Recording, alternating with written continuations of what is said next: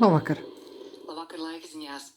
Šodien Latvijā lielākoties bija mākoņains laiks, turklāt daudz viet lija, vietām lietum pievienojās arī slapjš sniegs un krusa, kā arī valdošais bija brāzmains vējš.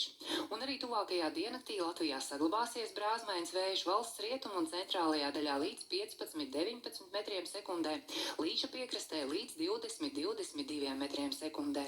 Naktī būs mākoņains laiks un daudz viet ir gaidāms lietus, valsts austrumos arī slapjš sniegs.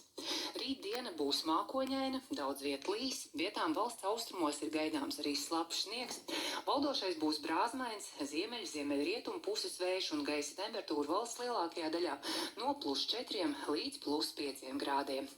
Rīgā naktī būs mākoņains laiks, brīžiem līs un nakts vidū vējš pastiprināsies brāzmās līdz 17–20 metriem sekundē.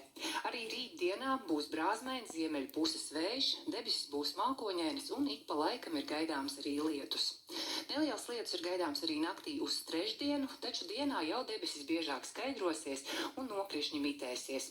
Turklāt ceturtdien nokrišņi netiek prognozēti. Naktī pieturēsies sals no 0 līdz -4 grādiem, taču dienā gaisa iesils līdz +3–+9.